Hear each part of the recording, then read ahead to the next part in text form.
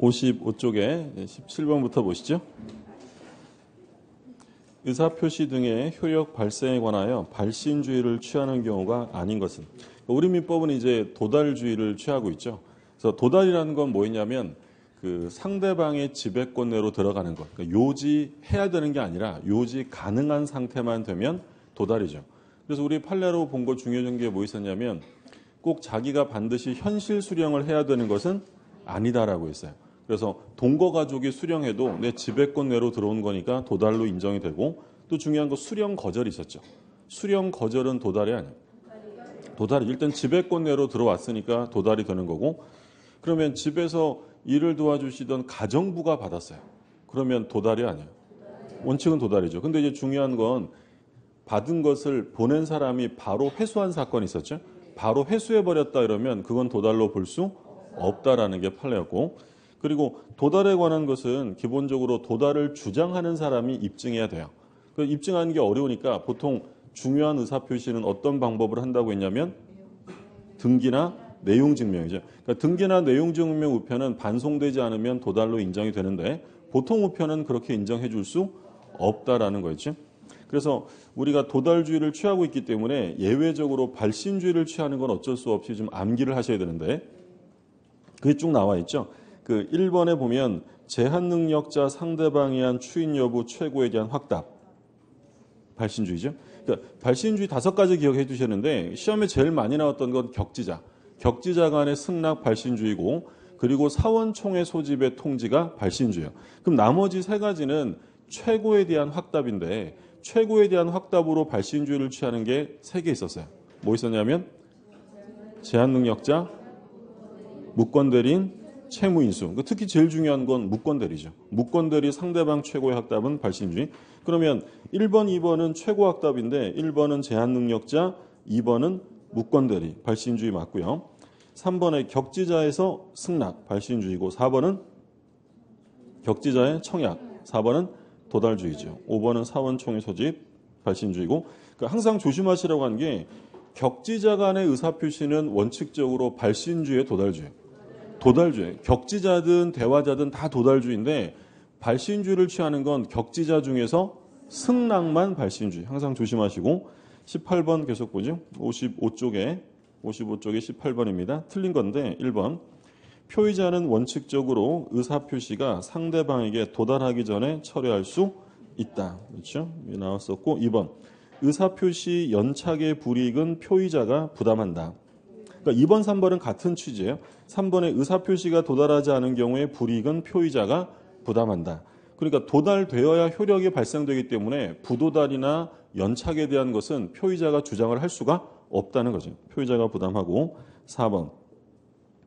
의사표시 발신 후 도달 전에 사망하거나 제한 능력자가 된 경우 그 의사표시는 효력이 없다.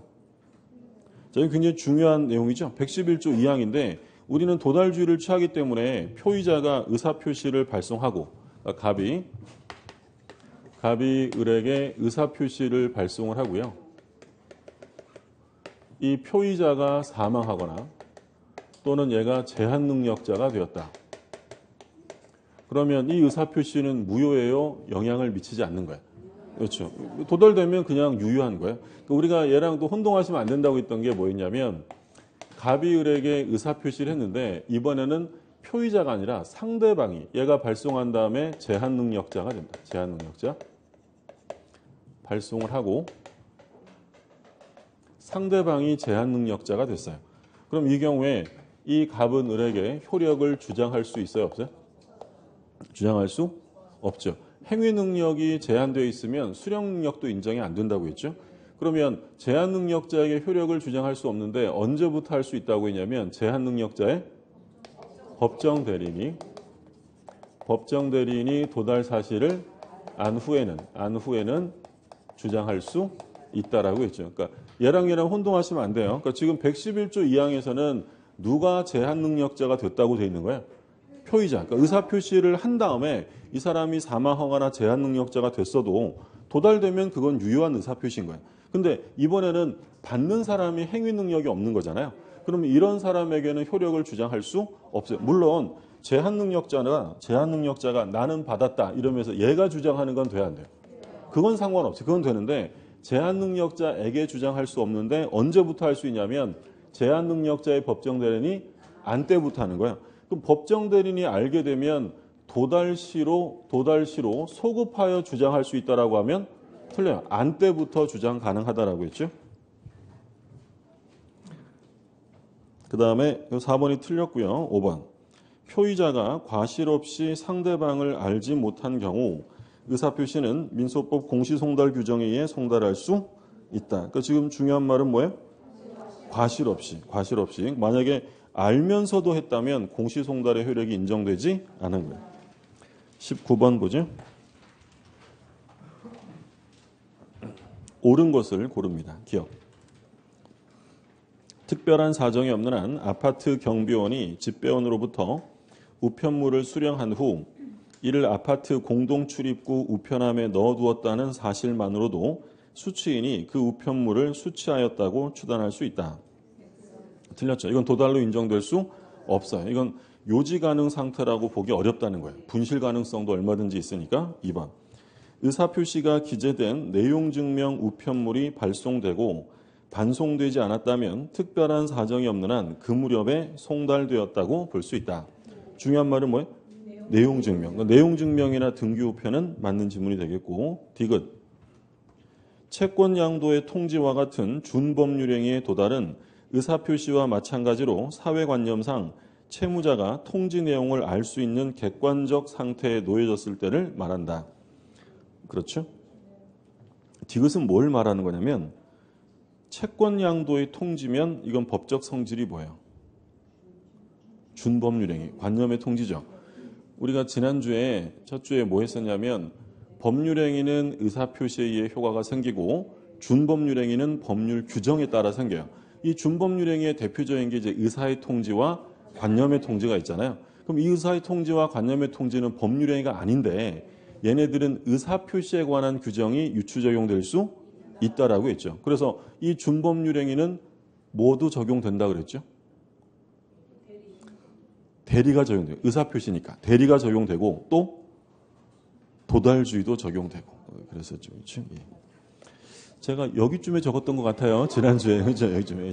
다시 한번 말씀드리면 준법률행위는 법률행위가 아니에요. 법률행위가 아닌데 근데 의사표시와 매우 유사한 모습이기 때문에 의사표시에 관한 규정을 유추적용해서 이 의사의 통지나 관념의 통지도 대리가 적용될 수 있고 그리고 의사표시는 언제 효력이 발생이 되냐면 도달하면 그러니까 이 준법률행위도 그걸 그대로 적용해서 도달되면 효력이 인정될 수 있고 이때 도달이라는 것은 상대방이 알 수 있는 객관적 상태에 놓이게 된 것 이것을 말한다라는 거지. 그 다음에 리을. 상대방이 의사표시의 내용을 확인하지 않은 채 정당한 사유 없이 수령을 거절하였더라도 도달된 것으로 본다. 핵심 원어는 뭐예요? 수령 거절. 수령 거절도 도달로 인정이 되죠. 기출문제 하나 남은 거 좀 볼게요. 48쪽입니다. 48쪽.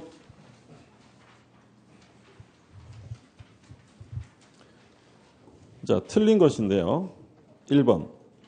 표의자가 매매 청약을 발송한 후 사망하여도 그 청약의 효력에 영향을 미치지 아니한다. 그렇죠? 의사표시를 한 청약자가 사망하거나 제한 능력자가 돼도 아무 영향 없고요. 2번. 상대방이 정당한 사유 없이 통지의 수령을 거절한 경우에도 그가 통지의 내용을 알 수 있는 객관적 상태에 놓인 때에 의사표시 효력이 생긴다. 그러니까 수령 거절도 뭐야? 도달로 인정이 된다는 거죠. 3번. 의사표시가 기재된 내용증명 우편이 발송되고 달리 반송되지 않았다면 특별한 사정이 없는 한 그 의사표시는 도달된 것으로 본다. 이 3번 질문 판례는 계속 출제되죠. 내용증명 우편, 등기 우편. 똑같고 4번. 표의자가 그 통지를 발송한 후 제한 능력자가 된 경우 그 법정 대리인이 통지 사실을 알기 전에는 의사표시 효력이 없다. 빨리 보면 맞는 것 같아요. 그죠? 네. 어디서 둘 다 많이 들어본 얘기라서 자, 다시 한번 천천히 볼게요. 표의자가 통지를 발송한 후 제한 능력자가 됐어요. 누가 제한 능력자가 됐다고요?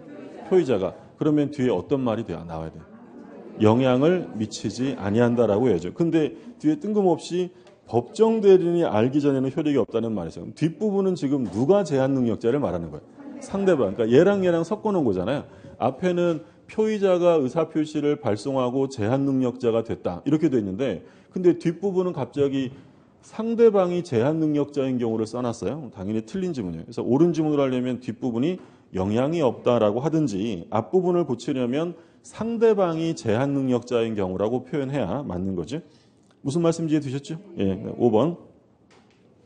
매매계약을 해지하겠다는 내용증명 우편이 상대방에게 도착하였으나 상대방이 정당한 사유 없이 그 우편물의 수취를 거절한 경우 해제 의사표시가 도달한 것으로 볼 수 있다. 이것도 중요한 말이 뭐겠어요? 수취 거절, 수령 거절도 도달로 인정된다라는 거죠. 의사표시 보셨고 그 다음에 대리.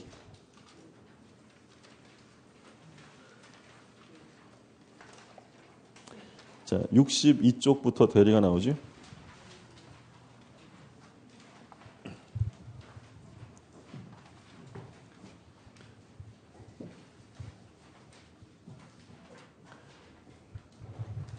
초심을 잃지 않고 하셔야 돼요. 첫날에는 첫 주에는 미리 문제도 풀어오고 그러셨잖아요, 그렇죠? 두 번째 주부터 안 풀어오시면 안 돼요. 초심을 이제 계속 풀어오셔야 돼. 이제 1번부터 보죠. 62쪽 1번. 대리권의 범위와 제한에 관한 설명으로 틀린 것은 1번. 대리인에 대한 본인의 금전 채무가 기한이 도래한 경우 대리인은 본인의 허락 없이 그 채무를 변제하지 못한다. 1번 틀렸죠. 지금 변제기가 도래했다는 거죠. 그럼 이건 이미 완성된 채무를 이행하는 것이기 때문에 할 수 있다라고 했고, 그럼 변제기가 미도래한 채무 이행이라고 하면 그건 해서는 안 된다고 했죠. 2번. 금전 소비대차 계약과 그 담보를 위한 담보권 설정 계약을 체결할 권한이 있는 임의 대리는 특별한 사정이 없는 한 계약을 해지할 권한까지 갖는 것은 아니다. 그렇죠? 계약 체결의 대리권이 있다고 해서 해지할 권한이 있는 것은 아니다라고 했죠. 3번. 매매계약 체결의 대리권을 수여받은 대리는 특별한 사정이 없는 한 중도금과 잔금을 수령할 권한이 있다. 그리고 더 나아가 매매계약의 포괄적 대리권자는 대금 지급기일을 연기해 줄 권한도 있다라고 했죠. 4번. 대리인이 수인일 때는 각자가 본인을 대리하지만 법률 또는 수권행위에서 달리 정할 수 있다. 이것도 자주 나왔던 질문이죠. 대리인이 여러 명이면 공동대리가 원칙이 아니라 각자 대리를 원칙으로 한다는 거고요. 법률이나 수권행위로 따로 정해야 공동대리가 되고 5번. 권한을 정하지 아니한 대리인은 보존행위를 할 수 있다. 얼만큼 할 수 있어요? 무제한 할 수 있죠. 그렇죠? 그러니까 대리권의 범위는 기본적으로 법정 대리.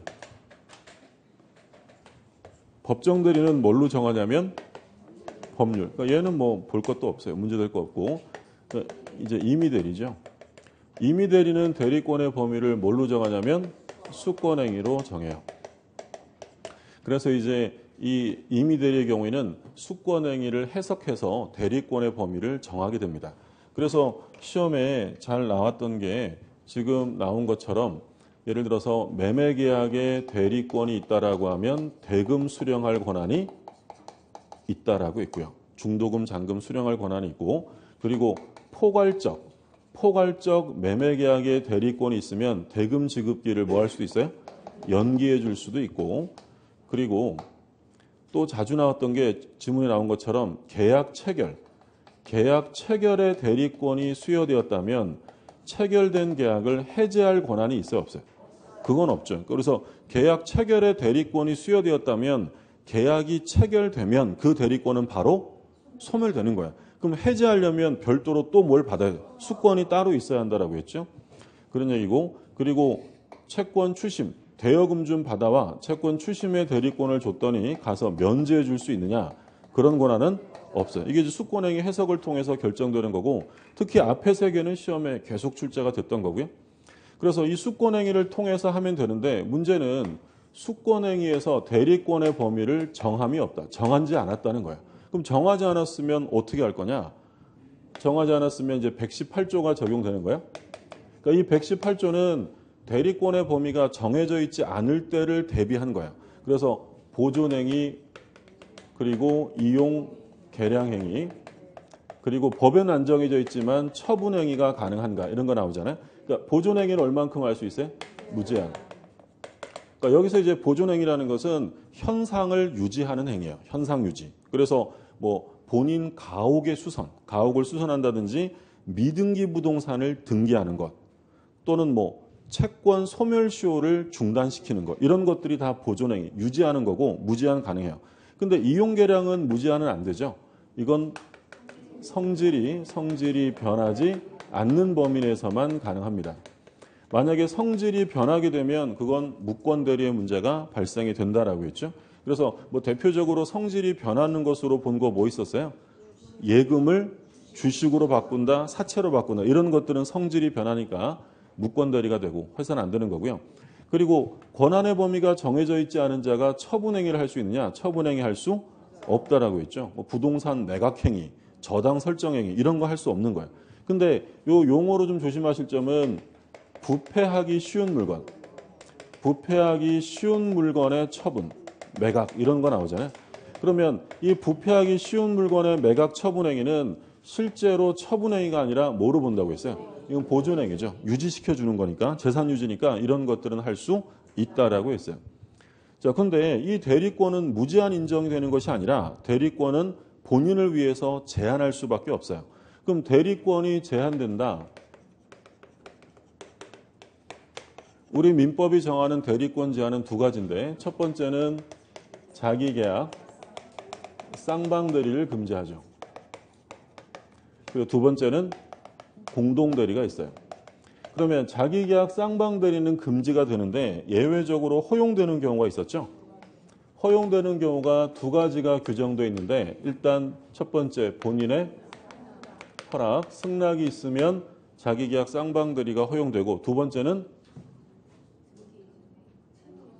채무. 여기서 부득이한 사유라고 하시면 안 돼요. 부득이한 사유는 들어가지 않아요. 그러니까 부득이한 사유는 어디에 들어가요? 좀 이따가 복대리 볼 때. 그렇죠? 임의대리는 원래 복대리는 선임할 수 없는데 승낙이 있거나 또는 승낙은 없었는데 요 대리인이 예를 들어 뭐 질병 같은 게 생겨서 부득이해서 어쩔 수 없이 자기가 못할 때 할 수 있다는 거고요. 이거는 지금 본인 거를 자기가 사버리면 안 되잖아요. 본인의 허락이고 부득이한 사유는 없어요. 부득이하게 내가 막 아파가지고 본인 거 사고 이런 건 안 되는 거예요. 그렇죠? 채무이행인데, 근데 조심하실 점은 여기서 채무이행이란 모든 채무를 말하는 것이 아니라 다툼이 없는 완성된 채무를 말한다고 했죠. 다툼이 없는 채무를 말한다. 그래서 이렇게 됐을 때 이 의뢰하는 사람이 갑에 금전을 출납할 대리권이 있는데 얘가 본인 갑에게 1억 원을 빌려준 게 있어요. 채권이 있는 거죠. 그리고 변제기가 이 1억 원의 채권 변제기가 7월 15일이었어요. 자, 그러면 돈 빌려줬고 변제기도 도래했을 때 을이 자기 혼자 1억 원을 받아가는 행위를 할 수 있느냐? 할 수 있다라는 거죠. 이거는 지금 다툼이 있어야 완성된 거예요. 맞아요. 오히려 얘가 돈을 안 받아가면 본인이 지연이자를 물어주게 생겼어요. 이런 건 얼마든지 할 수 있다는 거예요. 아까 지문 어디 1번이죠. 1번에 1번. 1번에 1번 지문 다시 볼게요. 62쪽에. 1번 보면 대리인에 대한 본인의 금전 채무가 기한이 도래한 경우 대리인은 본인의 허락 없이 채무를 변제할 수 있다는 거예요. 완성됐으니까. 근데 만약에 변제기가 10월 15일이에요. 1억 빌려준 게 있고 10월 15일인데 을이 오늘 돈이 필요합니다. 어차피 받아갈 건데 뭐 한 석 달 땡기자 이러면서 지금 받아가면 본인에게 피해가 돼야 안 돼? 되죠. 이런 건 해서는 안 된다는 거야. 그리고 우리 판례로 본 것 중에 뭐가 있었냐면 이해관계가 다른 두 사람을 한 사람이 대리하여 입찰에 들어갑니다. 이거 유효예요, 무효? 무효죠. 이거는 한 사람이 낙찰되면 하나는 무조건 떨어지잖아요. 이해관계가 상충되기 때문에 이러한 입찰은 무효고, 근데 갑과 을이 부동산 매매 계약을 했는데 한 사람이 등기를 신청합니다. 지금 이건 뭐 하는 거죠? 그러니까 우리 뭐 쉽게 생각하면 법무사가 있는데 법무사가 나중에 매도인 서류도 가지고 매수인 서류도 가지고 혼자 등기 신청하잖아요. 그럼 얘는 지금 뭐 하고 있는 거예요? 쌍방을 대리하는 거죠. 그럼 이건 새로운 이해관계가 발생되는 거예요? 완성된 걸 이해하는 거예요? 등기 신청 행위는 얼마든지 쌍방 대리가 인정된다라는 것이 우리 시험에 한번 출제가 된 적이 있고요. 그래서 뭐 암기하고 이랬을 게 아니라 이게 되면 본인에게 새로운 이해관계에 피해가 생길 수 있는 염려를 구별하면 돼요. 있을 수 있다면 그걸 해서는 안 되는 거고 아무런 피해가 없는 완성된 것이면 해도 되는 거고요. 자, 두 번째 이것도 자주 나왔는데 지금 말씀드린 것처럼 대리인이 수인이다. 대리인이 여러 명이라는 거죠. 대리인이 수인이면 원칙은 뭐야? 각자 대리를 원칙으로 한다. 그리고 법률의 규정이나 수권행위에서 별도로 정해야만 공동대리가 된다는 거죠. 앞부분에서 이제 나오는 것들이고. 자, 밑에 계속 볼게요. 2번. 틀린 것입니다. 1번. 법정 대리인이 선임한 복대리는 임의대리인이다. 우리 복대리에서 보겠지만 복대리는 언제나 임의대리인, 선임되는 사람이니까. 2번. 부동산의 매도인과 매수인 쌍방을 대리한 등기 신청행위는 허용된다. 가능하고. 3번. 부동산 입찰 절차에서 동일 물건에 관하여 이해관계가 다른 2인 이상의 대리인이 된 경우에는 그 대리인이 한 입찰은 무효이다. 방금 말씀드린 판례고요. 4번.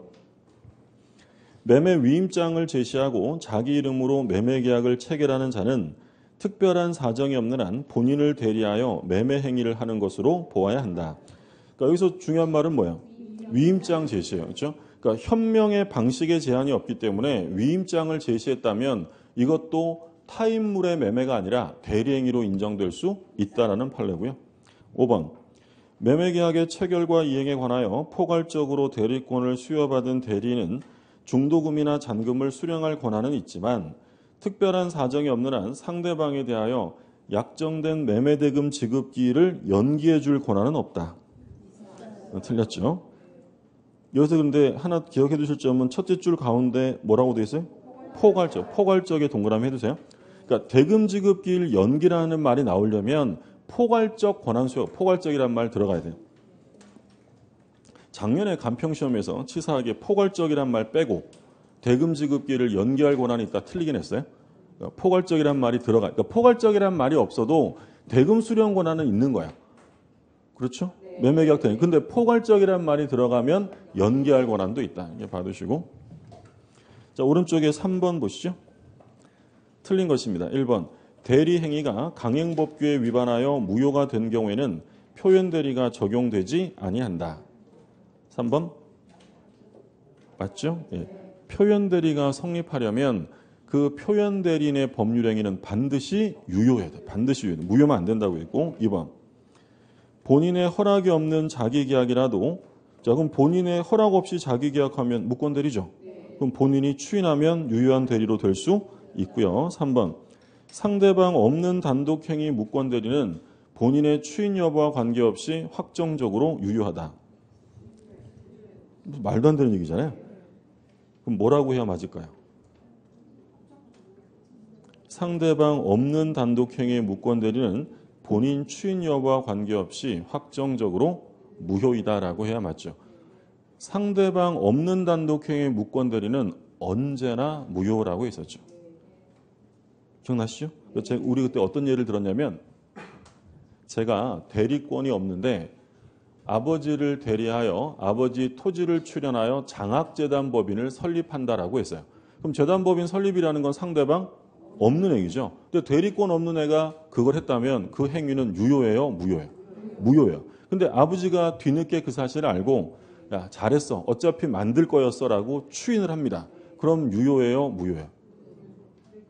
그래도 무효라는 거예요. 그러니까 상대방 없는 단독 행위는 무조건 무효. 언제나 무효고 추인으로 유효가 될 수 없습니다. 4번. 대리인이 자기 이익을 위한 배임적 의사표시를 하였고 상대방도 이를 안 경우. 이거 뭐예요? 대리인이 본인을 위해서가 아니라 자기 이익을 위해 배임적 행위를 저질렀다. 이걸 대리권 남용이라고 했죠. 그럼 대리권이 남용됐다라고 하면 뭐가 따라 나와야 돼요? 비증이 단서. 상대방이 알았거나 알 수 있었으면 효력이 없죠. 그러면 본인은 그 대리 행위에 대하여 근데 지금 상대방도 알았다고 돼 있죠? 그럼 본인은 그 행위에 대하여 책임이 없다. 맞고요. 5번. 권한을 정하지 아니한 임의 대리는 본인의 미등기 부동산에 관한 보존 등기를 할 수 있다. 이게 뭐예요? 보존행위죠. 미등기 부동산을 보존 등기한다든지 말씀드린 것처럼 본인 채권 소멸시효를 중단시킨다. 이건 유지시키는 거니까 무제한 할 수 있습니다. 한 장 넘겨보시면 65쪽에 보죠.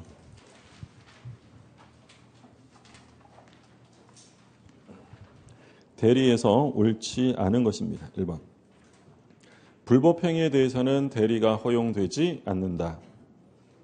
그렇죠? 그러니까 우리가 대리가 허용되는 거, 적용되는 거 뭐 있었어요? 대리가 적용되는 거. 재산상의 법률행위하고 좀 전에 했었잖아요. 준법률행위. 의사의 통지와 관념의 통지. 요건 대리가 적용되고요. 그럼 대리가 적용 안 되는 건 그렇죠. 신분상의 법률, 가족법상 행위하고 사실행위, 불법행위. 요건 적용 안 돼요. 대리가 안 되는 건 신분행위랑 지금 나오는 지금 뭐가 나왔어요? 불법행위 그리고 사실행위. 요건 대리가 적용될 수 없다. 2번. 권한을 정하지 않은 대리는 대리의 목적인 물건의 성질이 변하지 않는 범위 내에서 그 물건을 이용할 수 있다. 이용행위죠. 권한이 정해져 있지 않으니까 무제한이 아니라 성질이 변하지 않는 범위 맞고요. 3번. 본인이 미리 허락하거나 채무를 이행할 때에는 자기계약 쌍방대리가 허용된다. 그러니까 원래는 금지되는데 지금 나온 것처럼 허락이 있거나 채무이행 요건 할 수 있다라고 하죠. 이 경우에. 4번. 임의대리는 행위능력자임을 요하지 않는다. 그렇죠. 근데 의사능력은 있어야 된다고 했고 5번. 대리인이 본인을 위한 것임을 표시하지 않은 경우에는 상대방이 대리인으로서 한 것임을 알 수 있었더라도 본인에 대하여 효력이 발생하지 않는다. 5번? 틀렸죠? 뭐가 틀렸어요? 지금 현명을 안 한 거죠? 그럼 현명을 안 하면 이건 누구의 법률행위냐면 대리인 자신의 법률행위로 간주합니다. 근데 상대방이 대리인임을 알았거나 알 수 있었다면 효과는 본인에게 귀속이 되죠. 그래서 5번 틀렸고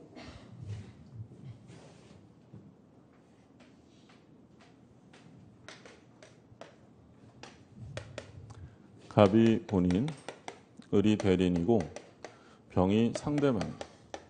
그래서 본인에게 효과가 귀속되려면 대리인은 뭘 해야 되냐면 현명을 해야 돼요. 현명. 그러니까 현명은 물론 방식의 제한은 없어요. 방식의 제한이 없기 때문에 상대방이 을이 대리인임을 알 수 있을 정도면 충분하다라고 했죠. 그래서 아까 우리 기출지문으로 나왔던 게 을이 계약서를 쓸 때 자기 이름만을 적었어요. 그럼 이건 누구의 법률행위야? 자기 법률행위인데 근데 얘가 계약서를 얘랑 쓸 때 본인이 작성해준 위임장을 제시했다라고 했죠. 그러면 자기 이름을 썼어도 본인의 위임장을 제시했다면 이건 남의 것을 타인물을 매매한 거요? 대리행위인 거예요. 대리행위로 인정이 된다는 거죠. 그 얘가 자기 이름으로 계약하면 대리인 자신의 법률행위로 추정한다고 했어요. 간주예요. 간주. 본다라고 했죠. 본다. 추정한다라고 하면 틀려요. 그러니까 추정보다 더 훨씬 더 강력하게 인정하는 거죠. 그러니까 우리 시험에 한번 현명하지 않은 법률행위는 대리인 자신의 법률행위로 추정한다라고 해서 틀리긴 했어요. 추정한다가 아니라 뭐야?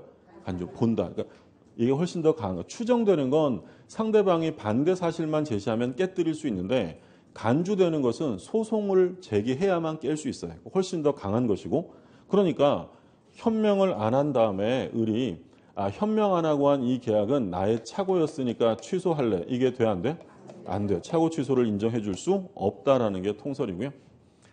그러면 현명 안 하면 을이 책임을 져야 되는데 조심하시라고 한 건 현명하지 않은 법률행위는 언제나 대리인 자신의 법률행위가 된다라고 하면 그것도 틀려요. 언제나는 아니고 현명하지 않았어도 얘한테 귀속되는 경우가 있다고 했죠. 언제? 상대방이 저자가 대리인임을 알았거나 알 수 있었을 때 이런 경우에는 효과가 본인에게 직접 귀속된다라고 했죠. 그 얘기 한 거고 자, 그 다음에 2번 계속 볼게요. 옳은 것입니다. 1번. 대리인이 여럿인 때에는 법률 또는 수권행위에서 달리 정하지 않는 한 공동으로 본인을 대리한다. 각자 대리가 원칙이죠. 1번 틀렸고 2번. 갑이 제한 능력자인 을과 위임 계약을 체결하고 을을 대리인으로 선임한 경우 을의 제한 능력을 이유로 위임 계약이 취소될 수 있으나 대리 행위는 취소될 수 없다. 무슨 말인지 드셨어요? 예.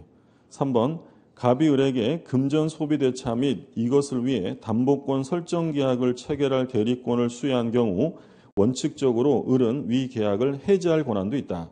계약 체결 권한이 있다고 해지할 권한은 없는 거죠. 4번 갑의 대리인 을이 병과 매매 계약을 체결하면서 갑의 대리인임을 표시하지 않고 자신을 매수인으로 한 경우 을의 의사표시는 을을 위한 것으로 추정한다. 이름은 틀린다는 거죠. 추정한다가 아니라 본다, 간주한다 이렇게 해야 되죠. 야비하다 생각하지 마시고 이렇게 시험이 나왔다니까요. 이제 본다, 간주한다고. 5번 본인의 사망, 성년 후견의 개시, 파산은 대리권의 소멸 사유이다. 뭐가 틀렸어요? 본인은 뭐밖에 없어요? 본인은 사망. 그럼 이거 옳은 지문을 하려면 본인의 사망, 뒤에 거 없애야죠. 그건 대리권 소멸 사유고. 그리고 뒤에 걸 다 맞게 하려면 본인을 뭘로 바꿔야 돼? 대리인. 그러니까 본인의 사망, 그리고 대리인의 사망, 성년 후견 개시, 파산. 구별되죠?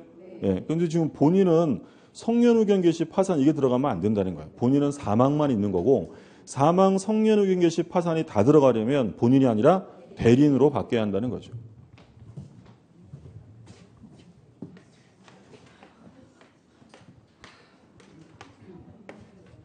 자, 갑이 을에게 대리권을 수여합니다. 수권 행위를 했고 이 수권 행위를 하기 전에 당연히 보통 기초적 내부 관계, 원인된 법률 관계로 위임 계약을 한 거예요. 그래서 얘가 대리권을 갖게 되었는데 문제는 얘가 18세 미성년자예요. 근데 이 미성년자가 갑을 대리하여 부동산을 매매하는, 갑의 부동산을 매매하는 계약을 체결한 거죠. 그러면 미성년자 을이 나중에 사실은 제가 미성년자였어요 라고 하면서 제한 능력을 이유로 이 계약을 취소할 수 있어요, 없어요? 취소할 수 없죠. 그게 이제 우리 민법 117조에서 대리인은 행위 능력자임을 요하지 아니한다. 그러니까 제한 능력자라 하더라도 얘는 얼마든지 유효한 대리 행위를 할 수 있으니까 얘는 취소 못 해요.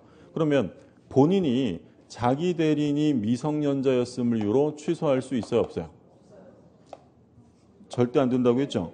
얘가 미성년자, 제한 능력자라 하더라도 이 대리 행위는 완전히 유효한 행위예요. 그러니까 대리인도 취소할 수 없고 누구도 못 해요?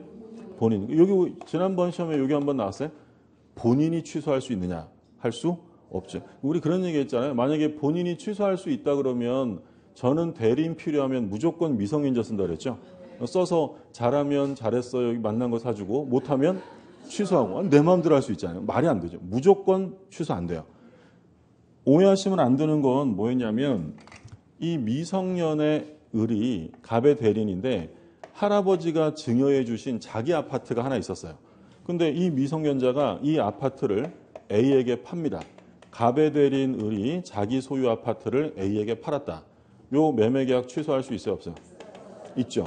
그럼 여기서 알 수 있는 건 똑같은 미성년자 을인데 이건 취소가 되는데 이건 안 되는 거야. 차이점은 이건 자기 법률행위가 아니라 대리인. 그래서 이 규정 때문에 미성년자가 자기 법률행위하면 일반 원칙에 따라 당연히 취소할 수 있지만 대리인으로서 법률행위했다면 117조에 따라 취소할 수 없어요. 그러면 이제 하나만 더 보면 갑이랑 을이랑 대리권 수여를 위해서 뭘 먼저 했어요? 위임계약을 체결하고 요 위임계약에 따라 대리권이 수여된 거예요. 그러면 미성년자 을은 요 갑과 위임계약을 제한 능력을 이유로 취소할 수 있을까요? 없을까요? 취소할 수? 뭐만 구별할 수 있으면 되냐면 요 위임계약을 얘가 누구의 대리 행위를 해준 거면 취소 안 돼요. 근데 자기 스스로의 법률행위면 일반 원칙에 따라 취소가 되는 거예요. 대리해 준 거예요. 자기 법률. 그럼 취소할 수 있어요. 그래서 이 위임계약은 취소가 될 수 있지만 뭐는 취소가 안 된다고요? 대리 행위는 취소할 수 없다라는 거죠. 질문 다시 볼게요. 65쪽에 2번 질문. 2번 질문.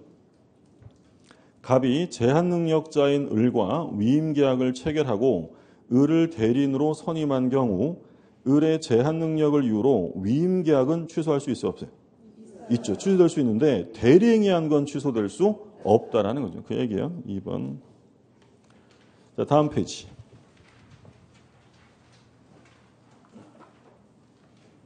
자, 3번. 자기계약 쌍방대리에서 옳은 것을 모두 고릅니다. 기업. 대리는 부동산 매매계약에 따른 소유권 이전 등기를 신청함에 있어 쌍방대리 할 수 있고요. 니은. 부동산 입찰 절차에서 동일 물건에 관해 동일인이 이해관계가 다른 2인 이상의 대리인이 된 경우 그 입찰은 무효죠. 그렇죠? 틀렸습니다. 계속 나왔고.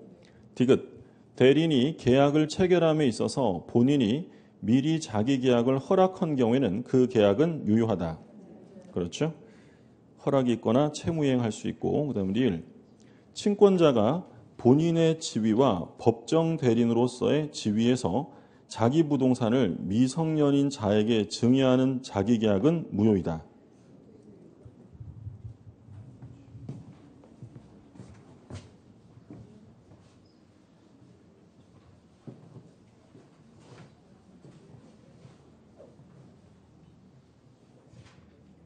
자, 이런 경우가 있을 수 있는데, 갑이라는 사람이 이제 친권자예요. 친권자. 그리고 이제 을은 미성년의 자예요. 근데 이 미성년의 자에게 부동산이 하나 있어요. 지인으로부터 증여받은 건데, 근데 이 친권자가 자기 미성년의 자를 대리해서 이걸 자기가 증여받는 계약을 합니다. 어떤 상황인지 아시겠어요? 그러면 증여자하고 수증자를 보면 증여자는 누구예요? 증여자는 을인데 누가 대리해줘요? 왜 꼭 아빠라고 그러세요? 아빠 나쁜 사람 아니고요. 을의 대리인 갑 이렇게 되겠죠. 을의 대리인 갑. 그럼 수증자는 갑 이렇게 되잖아요. 그렇죠? 그럼 이 경우에 결국 친권자가 자기가 혼자 하는 거잖아요. 이렇게 되면 누가 피해를 보겠어요? 미성년의 자가 피해. 이걸 소위 이제 이해 상반 행위다라고 해서 우리 가족법에서 이런 행위를 금지시켜요. 하면 안 돼요. 누가 피해 보니까? 미성년의 자가. 그러니까 간혹 그런 얘기 하잖아. 나 어릴 때는 재산이 좀 있었다는데 나이 먹고 보니 한 푼도 없어. 누가 날려 먹은 거야? 친권자였죠. 또 이런 경우도 있어요. 갑이 다른 사람에게 돈 빌리면서 자기 미성년의 자의 부동산을 담보 잡히는 경우. 이렇게 되면 본인과 이 미성년의 자 사이에 이해가 충돌되니까 이건 해서는 안 된다는 거예요. 그런데 거꾸로 친권자의 부동산을 미성년의 자에게 증여하는 계약을 하게 되면 이건 미성년자를 위해서 피해니까 금지할까요? 할 수 있을까요? 할 수 있죠. 그러면 지금 리을에 보면 친권자가 본인의 지위와 법정 대리인 지위에서 자기 부동산을 미성년자에게 증여해요. 돼요, 안 돼요? 그건 됩니다. 그렇죠? 근데 거꾸로는 안 되는 거예요. 그렇죠? 미성년의 자 거를 자기가 받는 건 안 되고. 그럼 만약에 등기부를 봤더니 등기부에서 미성년자 을의 부동산에서 갑의 친권자 쪽으로 이렇게 증여로 소유권 이전 등기가 된 거예요. 그럼 이건 누가 피해를 볼 수 있다고요? 미성년자. 그래서 우리 가족법상 이런 경우에는 친권자가 대리하면 안 돼요. 그렇죠? 이런 경우에는 법원으로부터 선임된 특별 대리인을 선임해서만 할 수 있어요. 그럼 법원이 선임한 특별 대리인이 이유 없이 이런 증여를 하진 않겠죠? 그렇죠? 그래서 그렇게 하라고 얘 피해 보는 걸 막으려고 이렇게 하는 거예요. 근데 어느 등기부를 봤더니 미성년의 자에서 친권자 갑으로 증여를 원인으로 소유권 이전 등기가 돼 있는 거예요. 그럼 이 등기의 효력을 인정할 것이냐라는 문제가 생기겠죠? 인정돼야 안 돼요? 인정된다라는 게 판례였죠. 등기가 됐잖아요. 그럼 등기가 되면 등기의 추정력이 인정이 돼요. 등기가 되면 등기는 권리, 원인, 절차,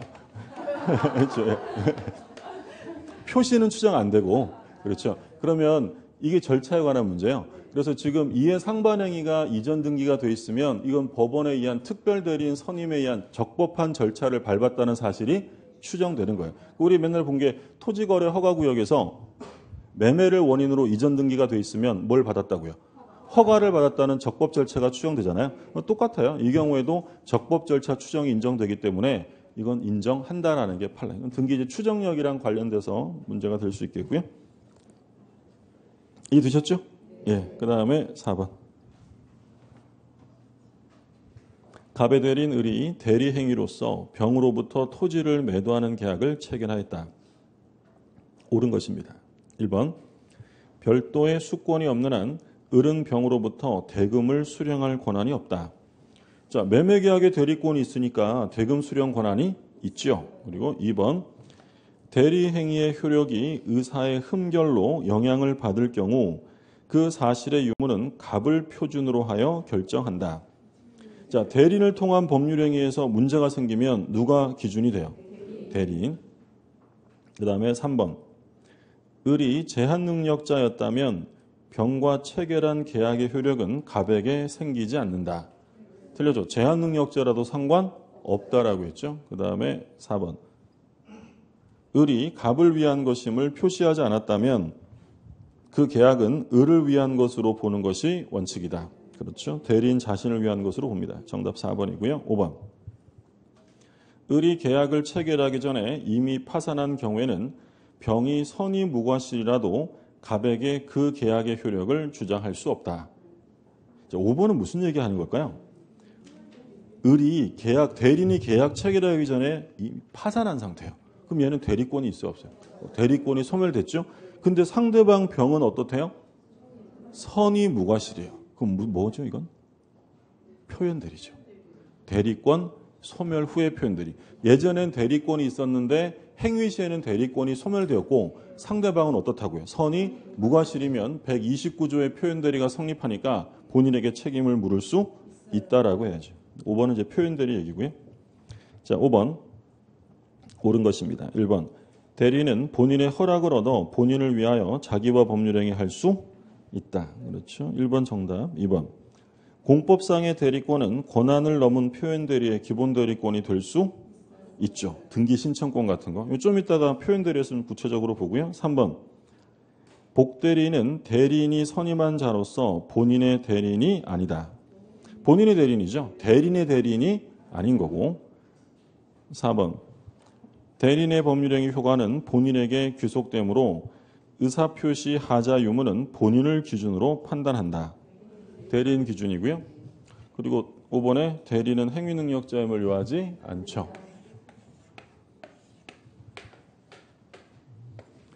자, 갑이 본인이고요. 을이 대리인, 병이 상대방인데 대리인이 법률행위 합니다. 그러면 대리행위를 할 때 의사결정을 하는 사람은 본인이에요, 대리인이에요? 의사결정하는 사람은 대리인이에요, 대리인. 그러니까 의사결정을 대리인이 하기 때문에 이 대리인은 행위능력은 없어도 되지만 의사능력은 최소한 있어야 돼요. 그러면 비교되는 건 사자. 사자의 경우에는 의사결정하는 사람이 본인이에요, 사자예요? 본인이고 사자는 심부름만 하는 애예요. 그러면 이 사자는 의사능력이 있어야 돼요, 없어야 돼요? 없어도 돼요. 본인이 결정하는 거 얘는 그냥 따르기만 하면, 이행만 하면 되는 거니까. 자, 그러면 얘가 의사결정을 하기 때문에 법률행위에 문제가 생기면 기준이 되는 사람은 본인이 아니라 다 누구라고요? 전부 다 대리인이죠. 그래서 우리 지난주에 103조 얘기할 때 본인은 전혀 몰랐는데 대리인이 이중매매 적극가담합니다. 그럼 본인은 소유권 취득이 돼야 안 돼요? 안 돼요. 대리인이 적극가담하면 그게 반사회적이고, 또 갑이 본인은 착오가 있었는데 대리인은 착오가 없었어요. 취소할 수 있어요, 없어요? 취소할 수? 얘는 보는 거 아니라 그랬어요. 본인은 보는 거 아니고 얘만 보는 거예요. 착오가 없다 그러면 취소 사유가 될 수 없는 거고. 또 우리 이런 거 봤었죠. 병이 을에게 비진이 표시를 합니다. 비진이. 그럼 비진이 표시라면 원칙은 유효고 상대방이 알았거나 알 수 있었으면 무효가 돼요. 근데 비진이 표시를 했는데 본인은 비진이라는 걸 전혀 몰랐어요. 선의무과실. 근데 대리인은 비진인 걸 알았대요. 자, 그러면 이 병은 갑에게 무효를 주장할 수 있어요, 없어요? 주장할 수 있죠? 얘가 선의무과실인 건 볼 필요 없고요. 얘가 알았대요. 알았거나 알 수 있었다. 대리인 기준이니까 이건 무효를 주장할 수 있다라고 했고. 그래서 심지어 이렇게도 물어본다 그랬어요. 병이 본인 갑에게 사기를 쳤어요. 본인 갑에게 사기치고 을과 매매 계약을 했어요. 그러면 이건 사기를 이유로 취소가 돼야 안 돼요? 안 돼요. 얘가 사기당한 건 관심 없어요. 을이 사기당했다는 말이 안 나오면 이건 취소 사유가 될 수 없고, 자, 우리가 이것도 봤었어요. 예를 들어서 을이 병한테 부동산을 하나 샀는데 이게 하자가 있어요. 그러면 하자가 있으면 담보 책임을 물을 수 있는데, 근데 이 본인은 이 부동산에 하자가 있다는 걸 뻔히 알고 있는 지의 상태였고, 대리는 아무것도 모르는 부지의 상태였어요. 부지의 상태.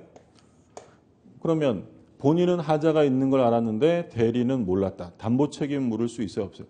있죠. 얘는 보는 거 아니고요. 얘가 선의무과실이다. 그러면 담보 책임 물을 수 있다라는 거예요. 그래서 전부 다 대리인 기준인데, 우리 지난주에 본인 기준 하나 봤었잖아요. 불공정행위에서 궁박. 불공정행위에서 급박한 상황이라는 궁박은 그건 본인 기준이에요. 그래서 궁박이 시험에 많이 나온다고 했고, 자, 마지막으로 예외가 있어요. 여기 하자가 있다는 걸 알고 있는 본인이 아무것도 모르는 대리인을 뭐 했어요? 지시. 야, 너 묻지 말고 가서 사. 그래서 얘가 아무것도 모르고 샀어요. 그 다음에 갑이 야, 우리 대리는 아무것도 몰랐으니까 네가 책임져라고 할 수는 없다는 거예요. 그럼 본인이 지시했다 이런 말이 안 나오면 다 누구만 보시면 된다고요? 대리인만 보시면 되는 거예요. 자, 6번 볼게요. 갑의 대리인 을은 병소유 건물에 관한 매매 계약을 체결하였다. 틀린 건데요. 1번 을이 대리인이에요. 을이 병의 배임행위에 적극 가담하여 매수한 것이라면 설령 갑이 그 사실을 몰랐더라도 갑은 소유권을 취득할 수 없다. 누가 가담했어요? 대리인. 그러면 뭐 본인은 상관없어요. 취득 못합니다. 3번 을이 매매계약 당시 건물에 대한 하자를 과실 없이 알지 못한 경우 갑은 병에게 하자담보 책임을 물을 수 있다. 누가 몰랐다고요? 대리인. 그럼 물을 수 있는 거예요. 본인은 뭐 안 나와도 상관없고. 3번 건물의 하자를 알고 있는 갑의 지시가 핵심 뭐죠? 지시에 동그라미 해두시면 그럼 뭐 끝에는 담보 책임 물을 수 있어요? 없어요? 없죠. 본인이 시킨 거니까 대리인이 몰랐다고 담보 책임 물을 수 있는 상황이 아니죠. 물을 수 없다. 맞고. 4번 병이 을에게 기망을 하여 건물의 매매 계약을 한 경우 을은 당연히 매매 계약을 취소할 수 있다. 누구한테 사기쳤어요? 대리인. 그럼 취소할 수 있는데 문제는 뒤가 틀렸어요. 취소는 누가 하지요? 그렇죠. 그러니까 기준이 되는 사람은 대리인인데 이 효과는 본인에게 갈 거 아니에요. 그러면 취소하거나 담보 책임을 묻거나 이럴 사람은 대리인이 아니라 누가 하냐면 본인이 하고요. 이 임의 대리는 취소하려면 별도로 수권이 따로 있어야 돼요. 수권이 별도로 존재해야 되는 거죠. 특별 수권 없으면 안 되고. 4번 틀렸고요. 5번 을이 병에게 강박을 하여 건물을 매도한, 이번엔 누가 강박을 했어요? 대리인이 상대방에게 강박을 한 거예요. 그러면 이건 제3자 강박이 아니죠. 그러면 이 경우에 본인이 알았느냐 몰랐느냐는 아무 상관 없어요. 취소할 수 있고요. 자, 7번 A는 자신의 중고 컴퓨터 X를 좋은 가격에 팔기 위해 컴퓨터 전문가인 B에게 매매에 대한 대리권을 수여하는 위임 계약을 체결하였다. 이에 의해 B는 그 물건을 C에게 파는 매매 계약을 체결하였다. 옳지 않은 것입니다. 1번 행위 능력자가 아닌 자도 임의 대리인이 될 수 있으므로 B가 미성년자라도 A는 B가 제한 능력자임을 이유로 B와 C 사이에 체결된 계약을 취소할 수 없다. 그렇죠? 지금 여기서 갑을병이 그냥 뭐로 바뀐 거예요? ABC로 바뀐 거예요. ABC. 얘가 제한 능력자일 때 A가 이 계약 취소할 수 있어요? 없어요? 누구도 할 수 없다고 했죠? 누구도 할 수 없다. 1번 그 얘기고. 2번 B가 미성년자인 경우 B는 자신의 제한 능력을 이유로 A와 체결된 위임 계약을 취소할 수 있다. 위임 계약은 대리인이 한 거예요? 자기 법률행위. 자기 취소할 수 있고. 3번 C의 B에 대한 기망 행위를 통하여 컴퓨터 매매 계약이 체결되었다면 본인은 A는 계약을 취소할 수 없다. 자, 이번에는 제한 능력을 묻는 게 아니잖아요. 사기쳤대요. 그러면 취소는 누가 한다고요? A가. 그럼 A는 계약을 취소할 수 있다. 그러니까 제한 능력을 이유로 취소할 수는 없는 거지만 지금 보시는 것처럼 기망이 있었다면 사기 취소는 가능하고. 4번 대리인 B는 대리님을 표시하지 않고 마치 자기가 A인 양 본인 명의로 계약을 체결하였어도 그 법률 효과는 A에게 생기게 된다. 그러니까 얘가 아예 누구 행세를 했다는 거야? 본인 이름을 썼다는 거예요. 그럼 본인 이름을 썼다면 이건 현명이 아니기 때문에 원칙은 본인이 책임 안 져요. 근데 얘한테 뭐가 있어요? 대리권이 있죠. 대리권이 있는 사람이 본인 명의로 썼다면 그때 그 범위 내에서는 본인에게 책임이 귀속이 된다라고 했죠. 5번 B가 A를 위한 것임을 현명하지 않아도 B는 A의 대리인으로 의사표시한 것임을 C가 알 수 있었다면 그 효과는 A에게 생긴다. 현명하지 않으면 대리인 자신의 법률행위로 봅니다. 그런데 현명하지 않았어도 상대방이 알았거나 알 수 있었다면 효과는 본인에게 귀속이 되고요. 자, 8번 보죠.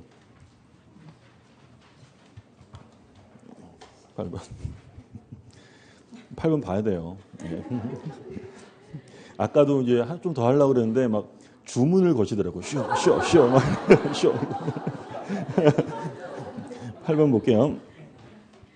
갑의 대리인 을은 병과 병 소유 주택에 대한 매매 계약을 체결하였다. 틀린 것입니다. 1번 을이 매매 계약 당시, 그러니까 을이 지금 대리인이에요. 일단 사례 문제 풀 때 사람 이름 한번 확인해 보셔야 돼요. 을이 아니고 뭐 병이 될 수도 있는 거니까.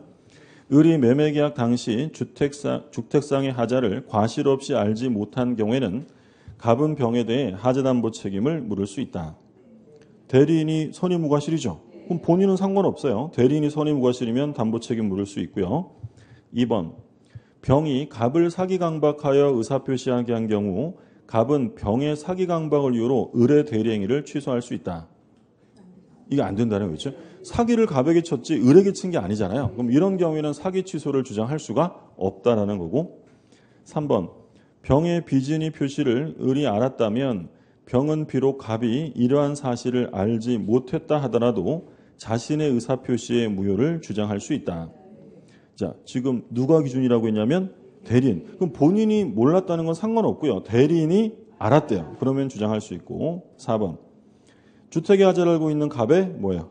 지시. 지시가 내려졌다? 그럼 뭐 뒷부분만 보시면 되죠. 담보 책임 물을 수 없고요. 5번 갑은 대리인 을이 미성년자임을 이유로 병과의 매매 계약을 취소할 수 없다. 그래서 제한능력자임을 잃어도 상관없기 때문에 제한능력자임을 이유로 누구도 취소할 수 없다라고 했죠. 자, 9번이 이제 복달인데 좀 쉬었다가 보시죠.